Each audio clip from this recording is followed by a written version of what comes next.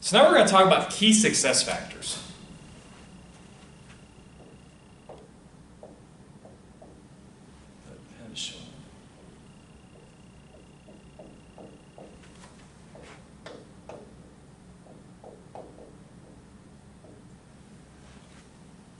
Key success factors. Key success factors, and the way you derive them, is totally a subjective process. It's one that requires a degree of judgment. Now, remember how I've talked about over and over how strategy is kind of a stretch between what's inside the firm and then what's in the market? Well, key success factors and how you derive them is a good way of tying that out. Remember, strategy is kind of a stretch between what you can actually do and what's needed in the market. So, on one hand, you've got to understand what the customers want, so maybe from a market perspective. So you got the customers. So you have to ask yourself questions like, who are your customers and what do they want? Okay? Who are the customers?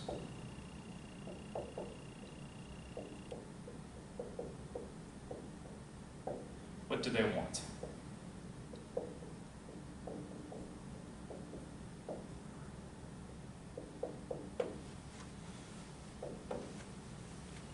Okay? So who are the customers? What do they want? And that's not always an easy thing to figure out, but you kind of make some analysis of it. And then, of course, you also have to understand, so this is almost like the demand side, and you also kind of have to understand the supply or the supplier side. Remember we talked about like demand and then the offer side, right? You kind of see these themes reiterating again. Okay? So how do we survive the competition? And that's usually based on internal factors. So customers are an external factor. How do we survive the competition? What capabilities do we have that make us better than our competitors at meeting those customer demands? So then you've got competition.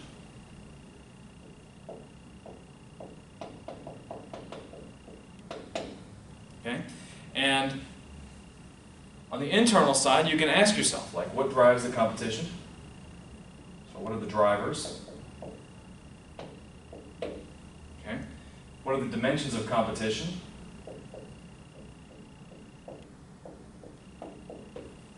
Okay? The intensity of the competition. And superior competitive position.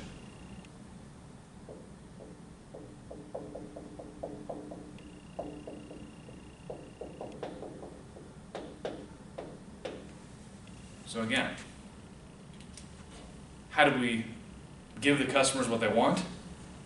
And while we're trying to do that, how do we survive against the competitors? So it's kind of a blend between the two. As you kind of merge these, you get your key success factors.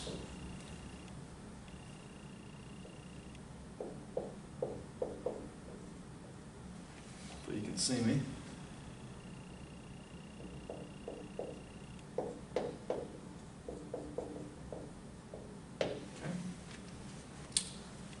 These are your key success factors. I realize this is a little bit confusing, so let's give an example. Think about supermarket chains, especially here in the U.S. You know, I pick on Walmart a lot because, I mean, it's something people can relate to, and it's relatively easy to follow, right? So you can ask yourself about the key success factors of somewhere like Walmart, right? So Walmart would ask themselves, well, what do the customers want and who are they? Well, you might say that the customers are, well, for Walmart, it's pretty much everyone, but they do tend a little bit more towards a lower income crowd, or people that want to get cheap stuff to kind of add to their grocery basket list. Okay, so they want to get some cheaper products. So what do the customers want because of that? Because we identify them as lower income or other income groups who would like to buy cheaper products. So obviously they want things like low prices. They'd like their Walmarts to be somewhere convenient, right? Nobody wants to drive a couple hours to Walmart. They want to drive less than a half an hour to get to Walmart. Okay? They want a lot of variety under the same roof. I mean, in Walmart, you can buy pretty much everything you can imagine under the same roof. So that's something that they want, right? They want the products to be reasonably fresh.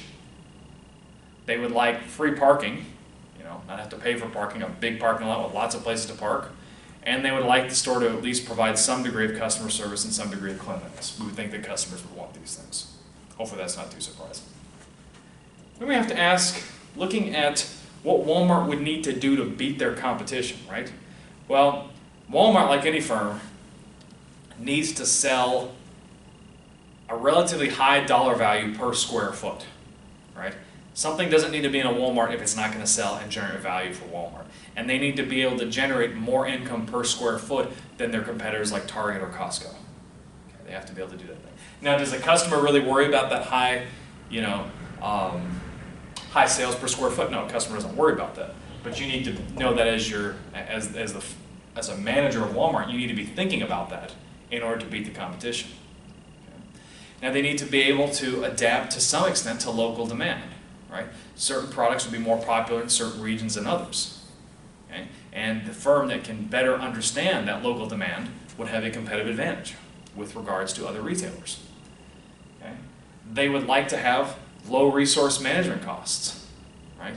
They'd like to make sure that every dollar they spend on accountants and all this kind of stuff would be maximized to give them a competitive advantage over the other stores.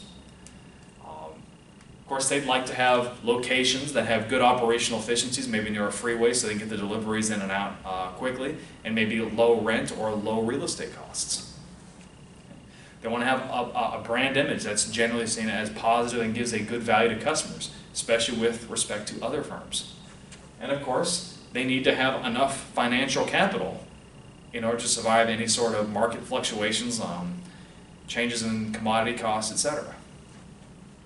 So if we were to kind of combine these two, we could argue that key success factors for Walmart would be, let's see, if I were to combine, kind of thinking through these, if I were to combine a good location with free parking, because customers want that, and we were to argue that we need to have a good resource management costs, so economies of scale to survive the competition, we could say that overall a key success factor for Walmart is the overall size of the store. They have big stores. And so having a big store is a key success factor for Walmart.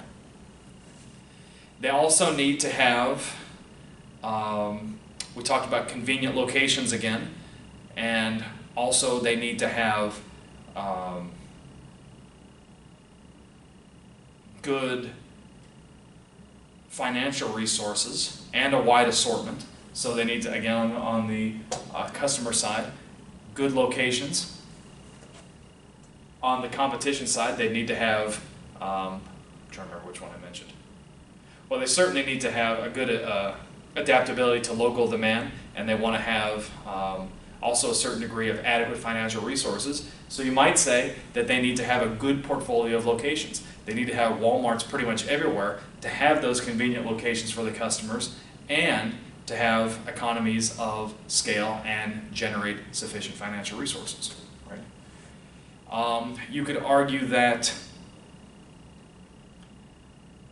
let's see, we talk about cleanliness in the store. Well, customers want cleanliness. In order to survive the competition, they have to have a good brand image. So another key success factor for Walmart could be good marketing.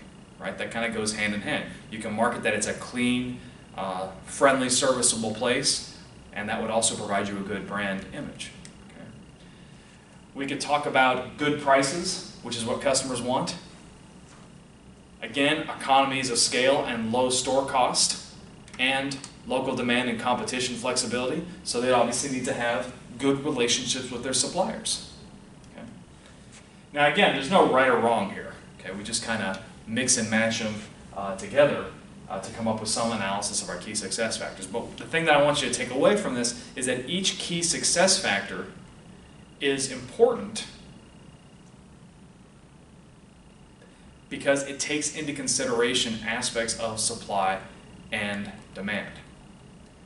Now, some of you are probably wondering, well, why do we even do key success factors? Everything that we're doing in this module is building up to strategic group mapping. Remember we talked about GATC and segmentation? Well, the firms that have similar key success factors are probably your most direct competition. So we start with something kind of big like segmentation to figure out what industry you participate in. And then as we start getting to key success factors, that starts helping you understand specifically who are your customers and specifically who is your competition. So we go from big industry to something that's ever more localized. So we start with a big level of analysis and we start coming down to the bottom.